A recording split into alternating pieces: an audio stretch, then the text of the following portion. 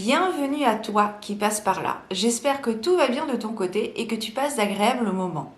On se retrouve donc pour une nouvelle vidéo de mon calendrier de l'Avent édition 2022. Donc aujourd'hui, je vais te parler de l'oracle des énergies de l'univers de Stacy DeMarco, qui accessoirement a aussi créé l'oracle des Vikings, je crois. Reprends-moi en commentaire si c'est une erreur.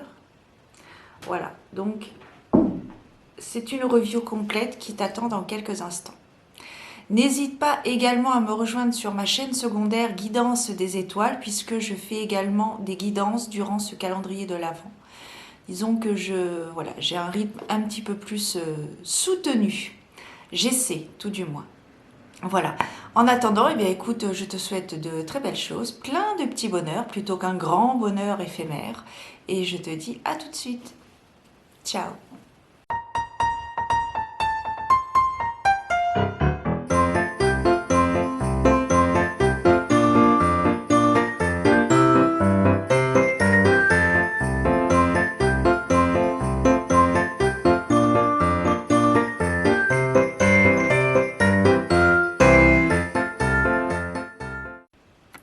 Donc, l'oracle des énergies de l'univers se présente donc dans une boîte holographique très sympa. Voilà.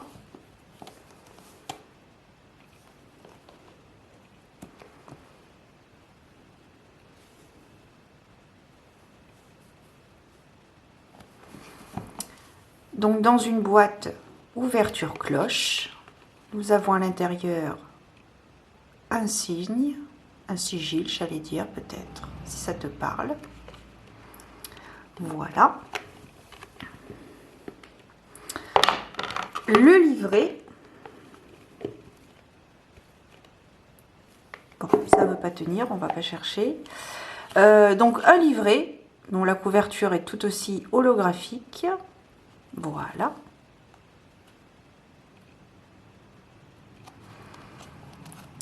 Et donc les cartes que nous verrons sans tarder. Donc le livret se compose donc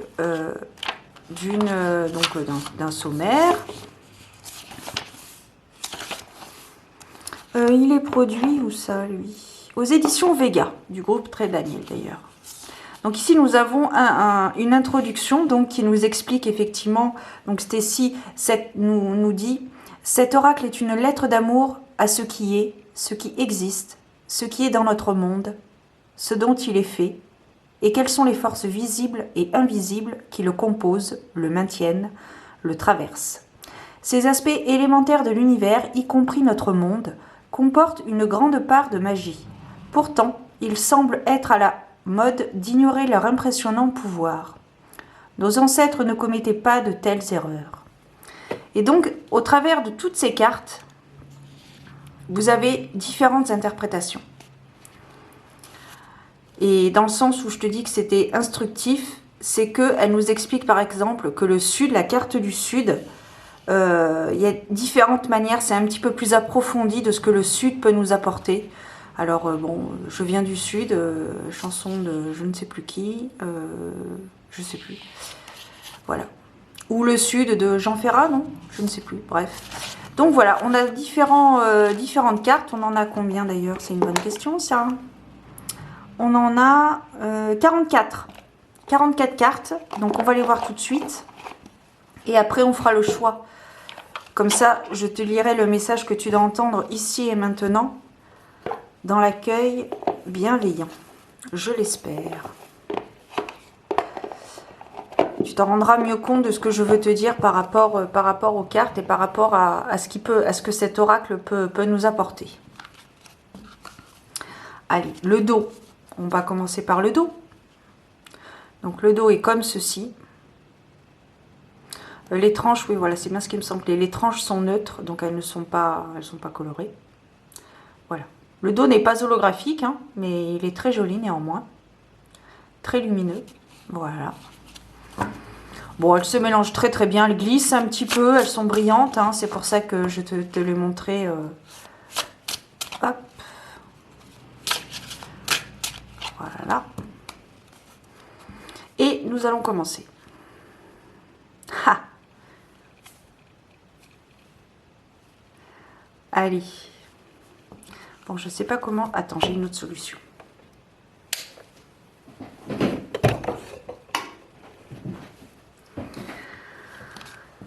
Allez, voilà. Bon, on enlève ça.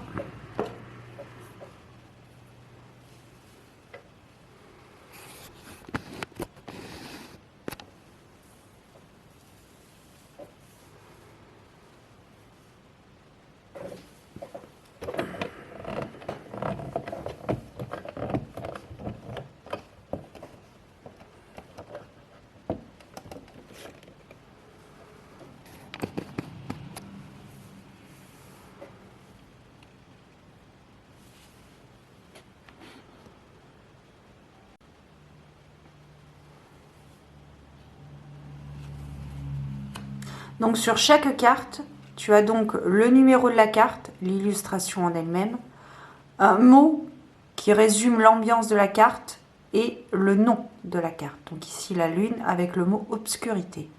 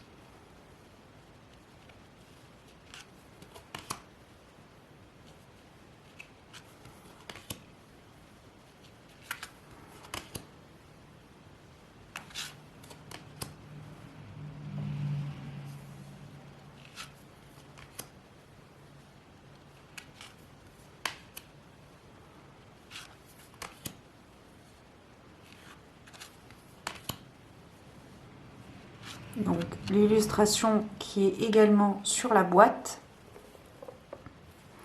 et la carte donc de la pression, de la transformation.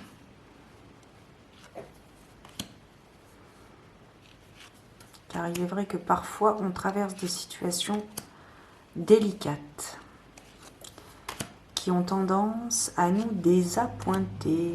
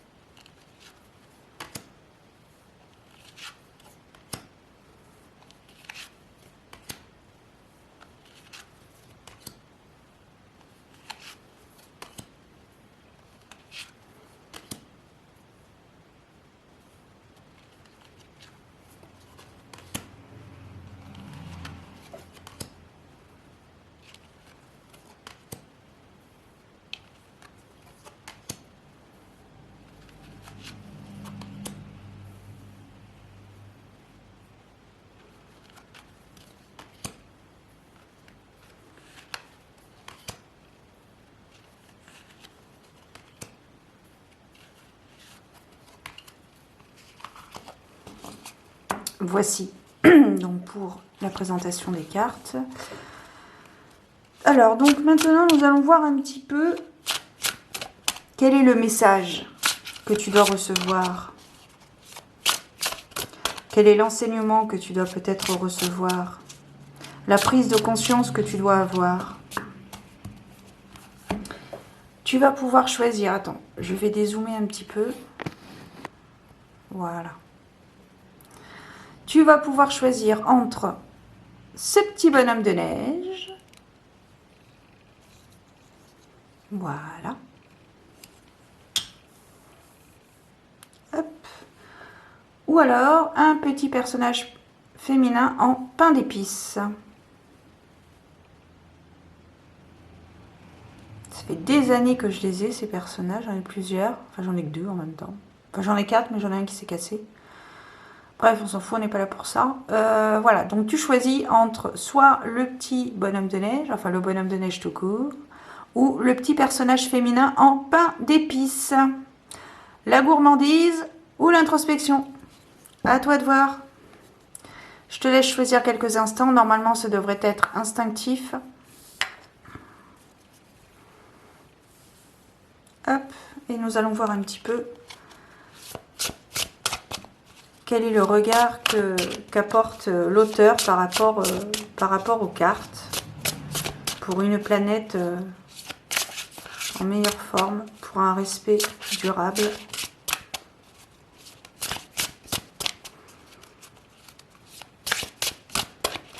Allez, pour le personnage féminin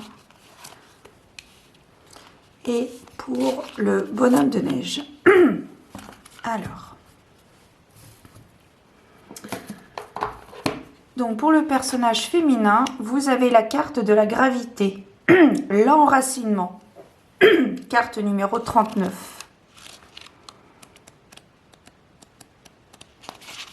Du coup, comme c'est numéroté, c'est relativement facile. Hop.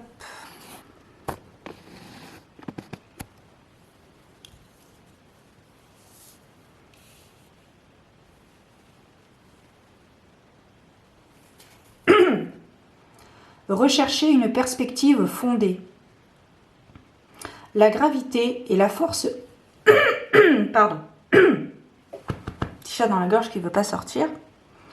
La gravité est la force naturelle qui fait que toutes les choses, quelles qu'elles soient, leur masse ou leur énergie, sont attirées les unes vers les autres. Cela inclut les planètes, les galaxies, la lumière et, oui, même les pommes.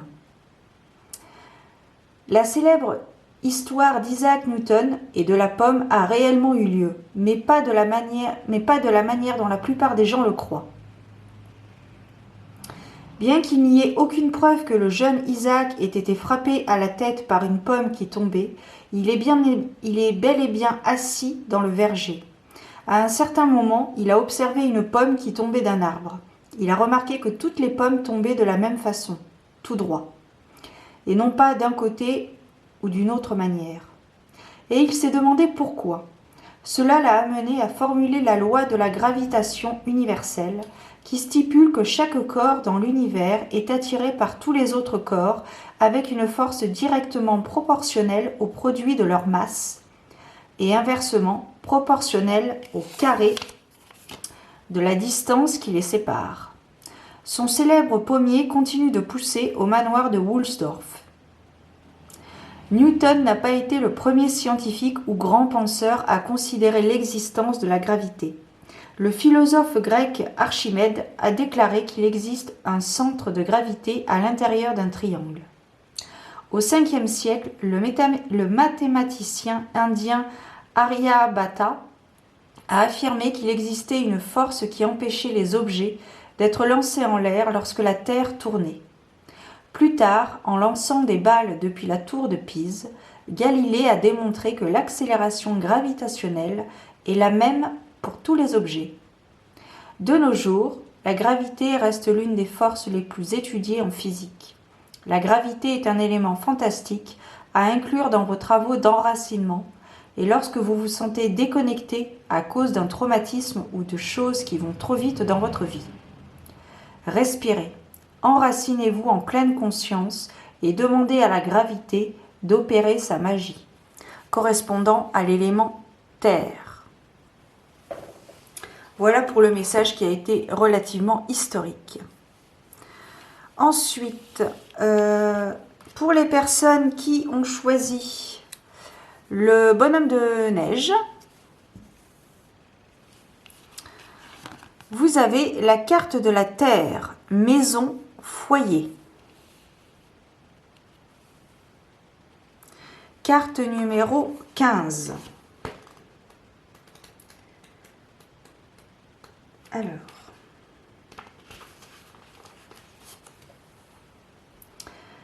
Prenez le temps de vous ancrer. La terre est notre maison et nous faisons partie de la nature. Faites tout ce que vous pouvez pour prendre positivement en charge le monde qui vous entoure. Veillez sur votre corps et sur votre maison. La Terre est notre maison et, bien sûr, c'est la belle planète bleue remplie de vie, qui tourne autour de notre Soleil, dans notre système solaire. Lorsque les astronautes ont pu voir la Terre à une distance qui la rendait visible dans son ensemble, tous ont été impressionnés par l'expérience. Michael Collins, membre de l'équipe d'Apollo 11, qui a atterri pour la première fois sur la Lune, a déclaré « Je crois vraiment que si les dirigeants politiques du monde pouvaient voir notre planète à une distance de plus de 150 000 km, par exemple, leur perspective serait fondamentalement changée. Toute notion de frontière serait oubliée. Nous sommes tous des créatures de la Terre et nous sommes tous connectés.